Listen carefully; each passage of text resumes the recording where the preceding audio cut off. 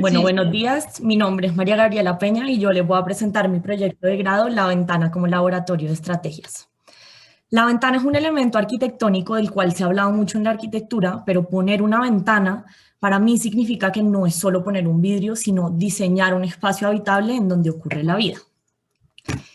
En la localidad de Los Mártires, la ventana fue capaz de revelarme una realidad que no todos vemos. El barrio Voto Nacional es un lugar con una inmensa población flotante y donde no hay muchas viviendas y los segundos pisos se han percibido como esta barrera de olvido y los que no igualmente le esconden esa realidad al peatón en donde camina por un primer piso que parece una fiesta.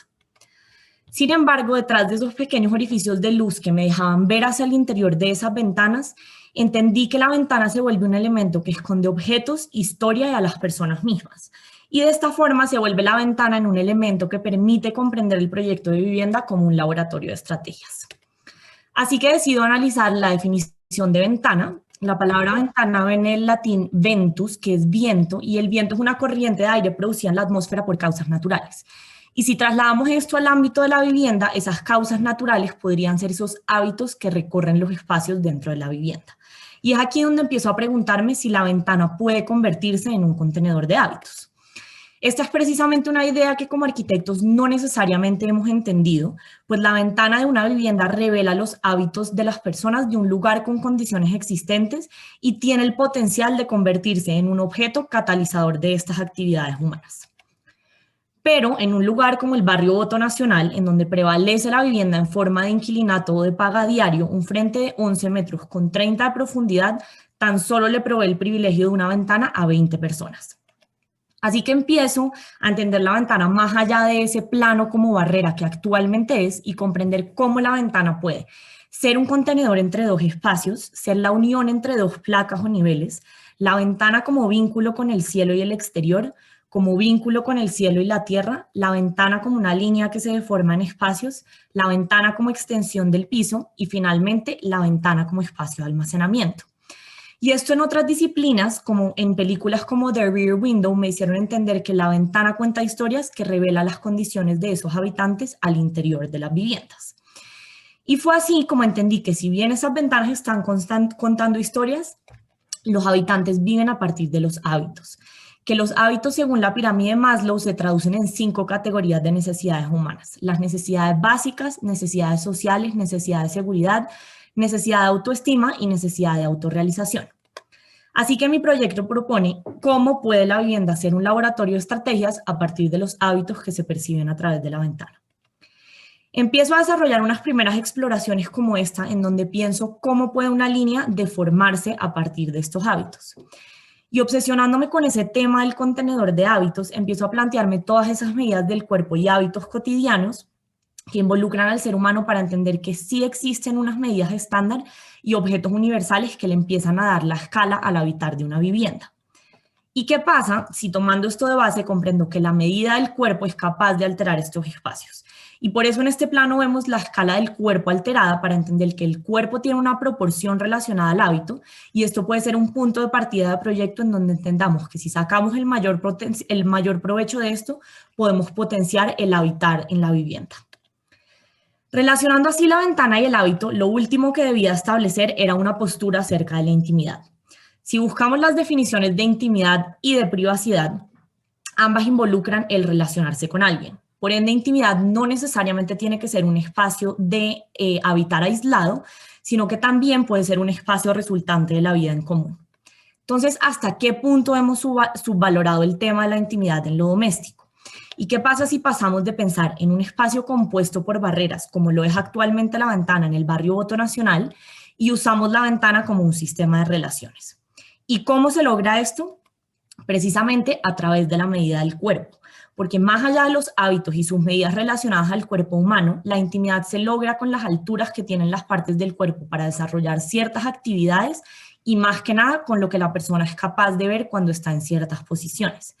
Porque si entendemos que si una ventana está a la altura de los ojos de una persona arrodillada, cuando esta persona se acueste ya no podría ver al vecino por la ventana y adquiriría esta intimidad al dormir. Y esto, por supuesto, entendiendo que sí debe haber algunos espacios en donde la persona no tenga que relacionarse con alguien más. Dicho esto, entiendo que debo llegar a la resolución de unos módulos capaces de considerar el hábito como medida y que a través de esas ventanas generemos relaciones sociales entre sus habitantes, así como al interior de estos espacios llamados íntimos. Y así que sea el hábito y su relación con la medida del cuerpo, así como la necesidad de unos espacios íntimos, lo que deforma la arquitectura y resulte en una composición que considera esta premisa para el quehacer del habitar. Pero entonces, ¿qué implica el diseño de una vivienda a partir de la ventana? Yo estudié varias viviendas de Sou Fujimoto, en donde la casa N y la casa H me permitieron comprender que sus habitantes habitan enmarcados en estos grados de la vivienda. Y en estas viviendas todos los espacios están conectados entre sí y ese límite entre exterior e interior se empieza a volver difuso. Esta premisa en proyectos como la Casa de Moriyama-san exploran el dominio de la residencia que cambia según la vida que viven sus habitantes y de los espacios que se apoderan. Y la ventana se vuelve un espacio en donde pueden ocurrir muchas cosas, pero es precisamente la sucesión de estas ventanas lo que permite tantas relaciones. Para culminar esta fase conceptual y de exploración, quería dejarles claro cómo llegué a proponer un proyecto. Los mártires me mostraron una ventana con la cual me obsesioné, y en esas ventanas empecé a entender los hábitos de las personas y las dinámicas de este lugar. Y estos hábitos estarían relacionados a unas medidas del cuerpo específicas. Y estos hábitos finalmente serían los que serían capaces de darle forma a la arquitectura y sería la acción humana la que empezaría a darle las medidas al espacio y a la arquitectura y no al revés. El proyecto entonces pretende trasladar todos estos aprendizajes a una nueva forma de pensar en la vivienda, un laboratorio de vivienda, un lugar en donde las personas puedan adaptarse y aprovechar de sus espacios interiores, pero también puedan relacionarse con los vecinos y tener un espacio público y verde digno. Escojo una manzana entre la calle 11 y la 12, pues es en esa calle en donde en un principio empiezan a surgir todos mis hallazgos en los temas de mi exploración. Y me encuentro con un perfil de calle de 3 edificios. Un primer edificio de inquilinato, un edificio de migrantes ecuatorianos en donde pude observar muchas de las ventanas en donde los objetos cobraban protagonismo en estas, y finalmente un edificio apropiado por bodegas, pero donde sus habitantes me permitieron comprender ese tema de la persona llevando los hábitos a ese límite de la ventana. El proyecto urbano le apuesta entonces a romper con la manzana y ubicarme entre los edificios de inquilinato y de migrantes en el espacio resultante que dejan los parqueaderos de ambas esquinas. Esto permite romper con ese límite que actualmente son las barreras de las ventanas y hacer un manifiesto sobre la forma en que realmente podemos revelar los hábitos de los habitantes y las condiciones de un lugar y demostrar cómo sí se puede proponer vivienda digna aún en estas condiciones. Dicho esto, empiezo así con la resolución de mi proyecto, en donde planteo unos bloques de vivienda que se implantan retrocedidos del contexto actual y el espacio público también se empieza a convertir en un espacio doméstico en donde existe una mezcla de usos que activa las relaciones internas del proyecto. Y así genera un espacio permeable en donde la calle entra en el espacio y el proyecto se convierte en una calle más del barrio Voto Nacional, en donde la alternancia, alteración y la rotación de la posición de estos volúmenes comienza a generar un juego de visuales, circulaciones y de relaciones humanas al interior de este espacio.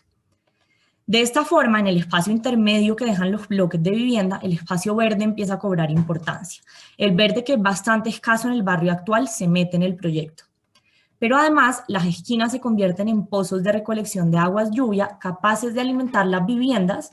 así como los lavaderos comunales que se diseñan al aire libre. Adicionalmente, esas esquinas terminan de componer las diagonales de recorridos del proyecto, creando unos espacios comunitarios polivalentes para actividades como la carpintería, costureros y demás talleres que puedan activar el desarrollo potencial de los habitantes de la zona. Y como parte del bloque de vivienda se ubican 2 locales comerciales debajo de cada uno, lo que soporta su núcleo estructural e ingresa este comercio de pequeña escala al interior de la manzana.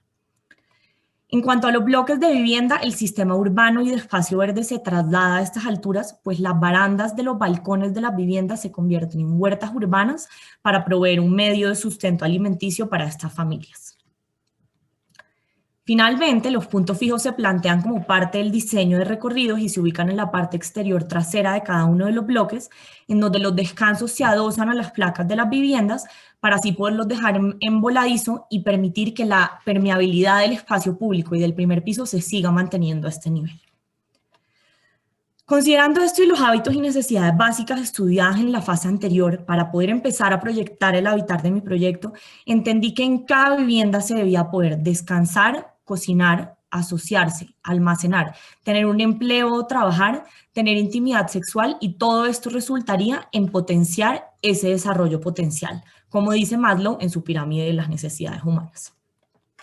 Entonces, estos bloques que se repiten en diferentes direcciones a lo largo de la manzana están compuestos por 5 módulos de vivienda diferentes en donde pueden vivir diferentes conformaciones familiares. Y las 5 unidades se resuelven entendiendo que el volumen del proyecto es importante para lograr espacios con buena iluminación, intimidad y donde puedan dormir cómodamente muchas personas. Es por esto que el habitar y el usuario empiezan a ser el centro de este proyecto, porque entiendo que el habitar como característica fundamental del ser humano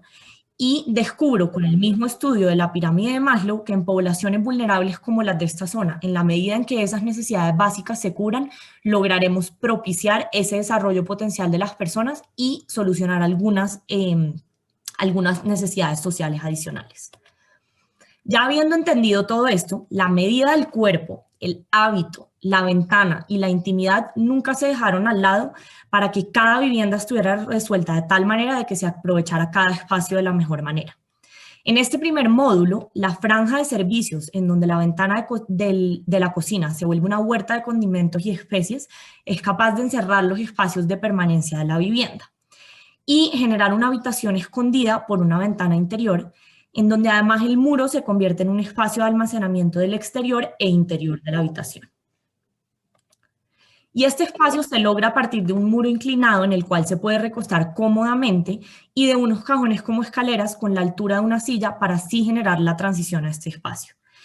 Y en el segundo nivel, una malla suspendida entre 2 camas se convierte en una ventana interior que conecta estos 3 espacios. Finalmente, la ventana en el muro inclinado está planteada para ser capaz de iluminar estas 3 estancias de la vivienda. Siguiendo con el módulo 2, que se apila sobre este primero, la terraza se apoya sobre la cubierta de este módulo inferior. Además, el borde resulta teniendo un mobiliario flexible y adaptable y se convierte en un espacio para dormir, para comer o trabajar con las mesas que se despliegan del contrachapado de la fachada, o de descanso y reunión en donde se crea un espacio integrado de vida en común en diferentes niveles y con diferentes visuales hacia el exterior y al interior. En este módulo el interés está en un solo espacio continuo, en donde la intimidad la empieza a dar ese medio piso. Porque se crea una habitación en 2 niveles, en donde la cama superior se accede por el nivel de la zona social, con una puerta corrediza y además se conecta con el cielo por una ventana encubierta. Y la cama de abajo se ubica en ese medio piso inferior. Además, ambas camas se esconden en el mueble de la ventana para tener un espacio en donde puedan desarrollarse otras actividades y quede un espacio más libre. El módulo 4 crea la misma idea de habitación aislada por el muro inclinado y los cajones como escaleras de la cocina, los cajones como escaleras y la cocina alargada con esta ventana como huerta. Pero su mayor interés está en la ventana interior que se crea en el segundo piso, la cual se vuelve una conexión entre los 2 niveles de la vivienda, pero su condición de mobiliario como silla y biblioteca la convierten en un espacio habitable. Y aquí, lo que para este módulo supone un espacio de almacenamiento en este nivel bajo, se convierte en el engranaje con el módulo anterior también como un espacio de almacenamiento. Este último módulo supone un espacio más alargado y con mayores libertades para el usuario, en donde se desprende el mobiliario de la fachada larga y la ventana en la que remata se convierte en un espacio a diferentes niveles, que bien puede ser un sofá, una cama cuando se saca ese sofá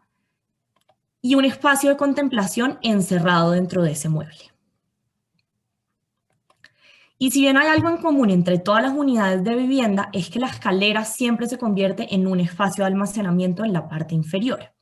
Y además, las barandas internas de la vivienda se resuelven como mobiliario habitable para el usuario. Y estas se resuelven a modo de mallas, espacios de almacenamiento o espacios de descanso, lo que una vez refuerza mi idea de la ventana interior como un espacio habitable y de gran interés dentro del habitar de las viviendas. Finalmente, sobre la premisa de la intimidad, el baño se vuelve sumamente importante dentro del proyecto, porque además luego de haber estudiado estas dinámicas del inquilinato, en donde 35 personas o más comparten un baño, esta privacidad nunca se cumple y esto resulta en problemas sociales. Así que hago que cada vivienda cuente con un baño propio que se proponen como franjas independientes, en donde cada uno de estos cubículos de ducha, inodoro y lavamanos se puede habitar como un espacio independiente, considerando que el número de personas que puede llegar a vivir en cada una de estas viviendas es alto. Pero asimismo, si bien entre módulos se empieza a pensar en una forma de habitar colectiva, el usuario que es anónimo se vuelve el protagonista, porque así el arquitecto plantea unas guías generales, la vivienda debe poder acomodar el cambio y no forzar al usuario a seguir instrucciones. De esta manera se crean esos espacios para las situaciones potenciales no esperadas y el espacio exterior se convierte también en un espacio doméstico. Pero ¿por qué la ventana se vuelve relevante? Porque la ventana deja de ser un plano y se convierte en un espacio que a través de la composición con muros inclinados y medios pisos al interior de la vivienda empiezan a generar diferentes relaciones de luz y ventilación, así como de relaciones e interacciones humanas. Porque una ventana que está en un segundo medio piso con una cubierta inclinada puede ser capaz de iluminar un espacio íntimo como una habitación, así como un espacio de reunión y de relación con otras. Y la ventana se convierte, en relación a todas esas medidas del cuerpo, en un elemento que comienza a atravesar los espacios y ocasiona que la función de la ventana no sea simplemente una conexión con el exterior, sino que la ventana interior también empieza a ser relevante. La ventana se vuelve este objeto que empieza a mediar todo dentro y fuera de la vivienda. Con todo esto dicho, entendemos que el primer piso es un componente fundamental para el proyecto, pues además de que el espacio público y verde entran en la manzana, el primer piso empieza a albergar una mezcla de usos y experiencias para el peatón y todo esto se resume en esta planta, en donde además podemos evidenciar que los módulos se pueden atravesar a este nivel y acceder a algunos espacios intersticiales, así como el del vacío que dejan las escaleras en la parte trasera de los módulos, que además está relacionada con estos módulos comerciales en primer piso. Y si hacemos este zoom en esta planta y empezamos a cortar el bloque a diferentes niveles, nos damos cuenta de la complejidad de engranaje de estos bloques, en donde las estructuras singulares autoportantes se encajan, pero además los movimientos en los muros que se sobrelapan entre módulos empiezan a ocasionar que, por ejemplo, lo que para un módulo supone un closet o espacio de almacenamiento a una altura, para el del otro lado también lo puede ser, pero está en otro nivel. Y así el muro deja de ser un elemento continuo entre el primer nivel y los superiores, sino que más bien juega un papel como mobiliario al interior de la vivienda, así como el de forzar al usuario hacia ciertas visuales. Así que con esta forma de encajar las unidades, el bloque empieza a tener una serie de relaciones espaciales, tanto en planta como en corte, así como en el volumen interior. Y el interés del proyecto está precisamente en esa relación entre planta, corte y volumen, lo que empieza a generar estas múltiples posibilidades para el usuario. Todo este ensamblaje de los volúmenes se logra por medio de una estructura llamada balloon frame, que básicamente es un sistema que consiste en una serie de piezas de madera equidistantes que forman paredes, placas y entrepisos y cubiertas y luego se cubren por ambos lados a modo de sándwich con un contrachapado en madera que termina de rigidizar la estructura y no se requiere de ningún elemento estructural al interior de las viviendas. Estas piezas de madera además están normalizadas y esto permite generar un ritmo en la colocación de las ventanas y en cómo se ubiquen los objetos al interior de la vivienda. Esto se vuelve un sistema ligero de fácil construcción en donde el clavo además es el único elemento de fijación entre las piezas y lo único que se hace in situ es el muro de cimentación en concreto sobre el cual se apoya la estructura y que es el lugar por donde además van las redes del proyecto. Además, es un sistema sismo resistente, reciclable, que no requiere de mano de obra cualificada, que posee una flexibilidad espacial enorme y además permite generar medios pisos continuos. Y trasladando este sistema a mi proyecto, más que nada, así como en la lógica de construcción con contenedores, permite apilar hasta 5 alturas por su condición autoportante. Y por esta continuidad y flexibilidad que permite, es como se logra apilar la estructura del bloque de vivienda que empieza a funcionar como una estructura autoportante modular.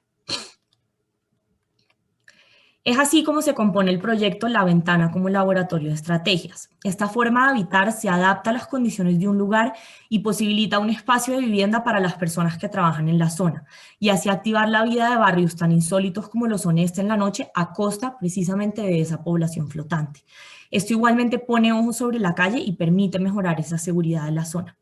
Además, se convierte en un proyecto de espacio público del que carece la localidad, pues el espacio público de zonas verdes y espacio duro representa el 55% del área del lote del proyecto. Pero entonces, lo que empieza a ser importante en las unidades de vivienda es que se optimiza la distribución espacial para que lo que sea relevante sean los metros cúbicos por vivienda, y de esta manera poder cumplir con una de las necesidades básicas de los mártires, que es ese dormir sin hacinamiento. Si comparamos esta premisa con una vivienda mínima de 35 metros cuadrados, que es lo que suele exigirse en vivienda de interés social, en donde viven entre 4 y 5 personas, y tomamos el volumen de esta tipología de vivienda en más o menos los mismos metros cúbicos en más o menos los mismos metros cuadrados por planta, estaríamos proponiendo casi el doble de metros cúbicos por persona en un espacio con mejores condiciones lumínicas, con múltiples posibilidades espaciales y con algunas áreas independientes para poder propiciar ese tema de la privacidad. Y así, considerando la forma en que el usuario se puede mover a través de este volumen, el mueble relacionado a la ventana exterior e interior cobra importancia dentro del proyecto. Porque además es precisamente esa flexibilidad y alteración del mueble que contribuyen a la espacialidad de las viviendas y que puedan, en efecto, ser ese espacio donde las personas pueden desarrollarse a sí mismas y modificar sus viviendas según las necesidades que vayan teniendo. Todo esto entendiendo que así como la población de los mártires es flotante y está en constante cambio, las necesidades y hábitos de las personas también cambian. Y como seres humanos vamos requiriendo diferentes espacialidades, idea que además hemos podido ver con la condición actual en la que se encuentra Colombia y por la pandemia que hemos atravesado. Así que creo que esto nos ha dado mayores enseñanzas sobre la labor que tenemos como arquitectos de proponer espacialidades que permitan acomodar este cambio. Finalmente, quería plantear un sistema que pudiera hacer de este proyecto replicable, y lo que logra esto son precisamente las relaciones internas que hace el proyecto. Así que lo primero es que tendríamos un bloque de vivienda al cual se le atraviesa una circulación en primera planta, y esto comenzará a generar cierto tipo de relaciones. Cuando el bloque es el primero que se sitúa entre la calle y el interior de la manzana, el local comercial en primera planta que termina de componer ese bloque estructural siempre debe estar hacia la calle, pues esto es precisamente lo que activa ese primer piso del proyecto, pero además genera una relación con el contexto existente en donde suele haber tiendas en los primeros pisos. Sin embargo, cuando es uno de los bloques intermedios que están sumergidos en el interior de la manzana, se pueden plantear otro tipo de relaciones. Si el bloque está en una esquina, se pueden seguir adosando módulos comerciales que se terminan de engranar con el módulo comercial de un segundo bloque de vivienda. En cuanto a la relación con el contexto del barrio, podremos tener unos bloques adosados a los edificios existentes, en donde este punto fijo siempre será la parte trasera que da contra ese contexto, o bien unos módulos que se retroceden del contexto para así generar un espacio público verde entre estos dos espacios. Y si seguimos añadiendo bloques de vivienda, pero que no estén conectados estructuralmente a otro, estos se ubicarán con una perspectiva que se abre hacia un espacio público verde y que termina de rematar en una culata que por primera vez deja de ser ese espacio al que los arquitectos le damos la espalda y más bien se convierte en un lugar habitable en donde hay huertas urbanas, lavaderos comunales, espacio verde, espacios comunitarios polivalentes y parqueo de bicicletas. Finalmente, entiendo que si bien es un proyecto que propicia el espacio público y las relaciones humanas, según las cifras de áreas que ya vimos, propongo que si bien el costo de la tierra llegase a ser muy alto, se pueden sacrificar algunas zonas verdes e inclusive apilar algunos módulos adicionales sin exceder esos 5 pisos de alturas que permite esta estructura y así aumentar el índice de edificabilidad en el caso de que sea necesario. Para terminar, quería dejarlos con algunas conclusiones. En el inquilinato que quise tomar de premisa para algo que no debía ser la arquitectura, vivían 75 personas con 5 ventanas y solo 20 tenían acceso a estas. En el nuevo proyecto ahora pueden vivir 120 personas y hay 305 ventanas a las que todas las personas tienen acceso. Lo que quiero demostrar con este proyecto es que entender el hábito y trasladarlo a la ventana puede representar un cambio en la vida de las personas. Así es como resulta mi laboratorio de vivienda, un espacio en donde la ventana es el objeto que media todo dentro y fuera de la misma.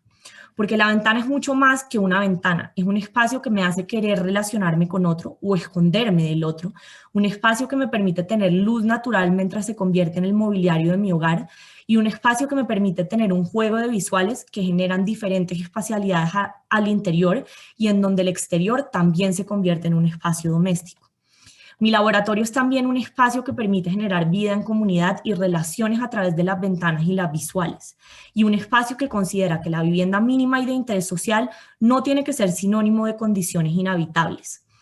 Porque después se trata de reinventar la forma en que vivimos, porque la palabra habitar tiene otro sentido por completo. Va más allá de 4 paredes y de generar un espacio donde sobrevivir. Porque hoy, después de que hemos sobrevivido una pandemia y hemos estado obligados a vivir dentro de esas 4 paredes, significa vivir intensamente dentro de estos espacios. Muchas gracias.